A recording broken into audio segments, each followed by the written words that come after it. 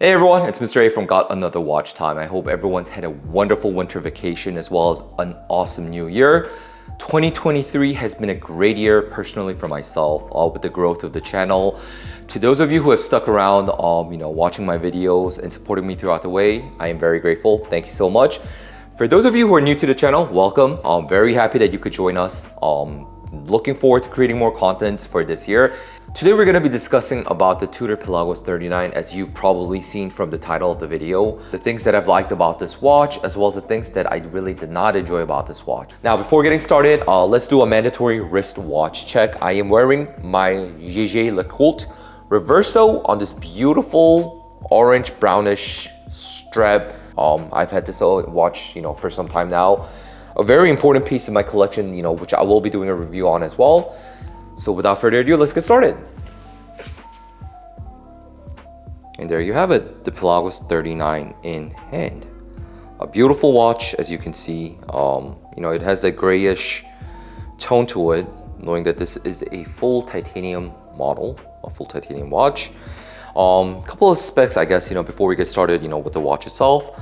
This has that in-house M5400 movement, which comes with the 70 hours power reserve and is fully COSC certified. Also with the watch, has that T-fit clasp, the popular T-fit clasp that you can see right here, which allows for on-the-fly extension, very customizable on the wrist.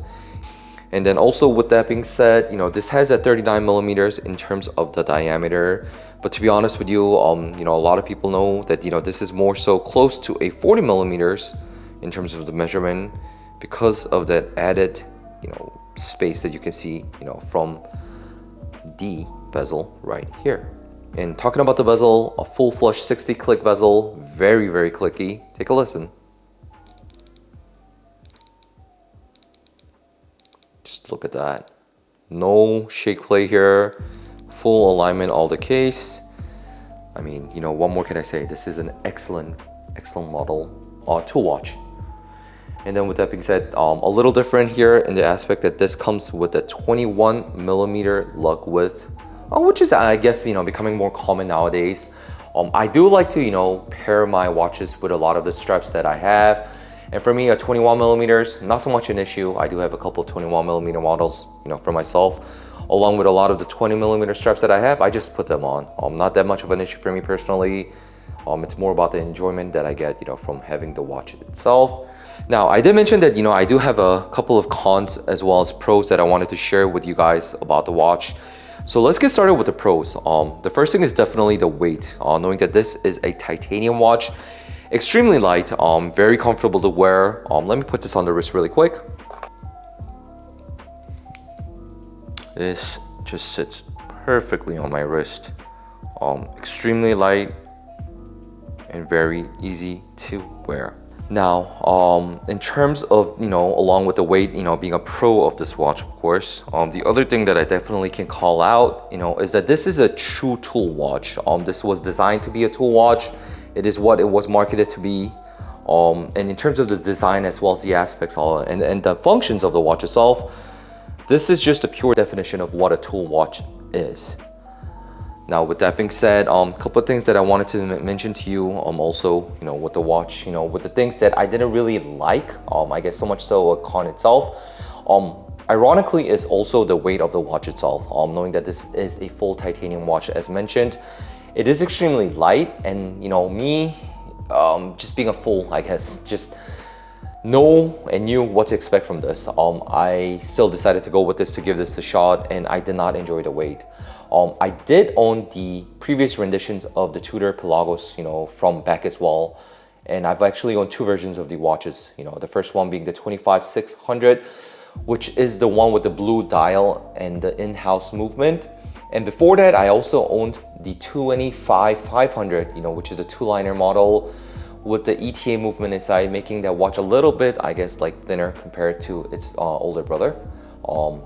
The experiences that I've had, from both of those watches, while great, I knew that titanium wasn't really the watch that I should be going for, and yet, just because of the sheer design of this watch, I was just really drawn to it, thinking that, with the smaller size And then, you know, the refined designs, you know, I thought this would be the perfect ideal tool watch for me that I could, you know, enjoy through and through. And unfortunately, you know, just a personal matter of choice, I guess, for myself, the weight, again, you know, coming from titanium is not something that I am a big fan of. With that being said, the other point that I want to discuss in terms of a con, I guess, would be, you know, yes, the durability as well as the finishing of this watch. Again, going back into the titanium finishing of this model. This, you know, even though it's a titanium model, is different from its older brothers. This is a grade 2 titanium, which is different, you know, from the titanium that was used in the previous, you know, renditions of the Pelagos, making the durability as well as the finishing a little worrisome for me. I'm definitely noticing that, you know, this model does pick up scratches even much more easier than its, you know, the older brother rendition models.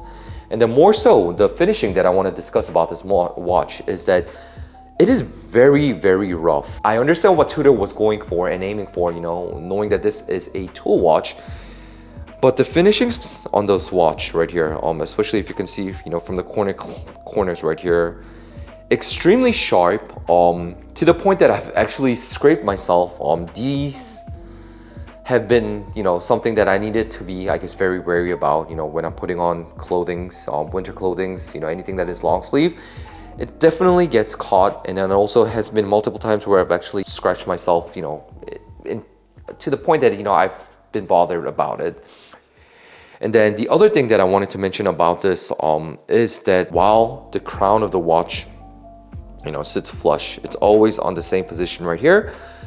Nice and easy to grasp, but the winding action of this watch has just been very, very odd. You know, it is smooth, but it really feels like there's no resistance. An extremely easy just pull.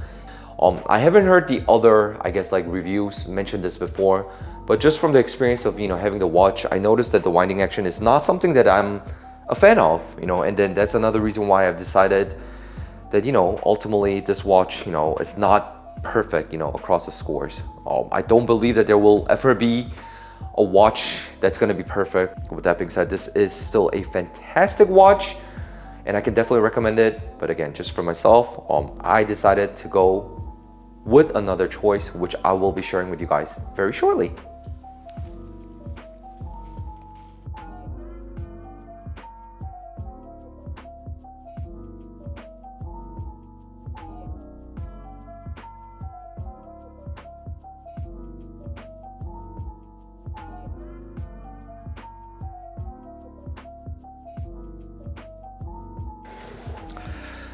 Now, I mentioned to you that I've decided to move away from the Pelagos 39 at the beginning of the video.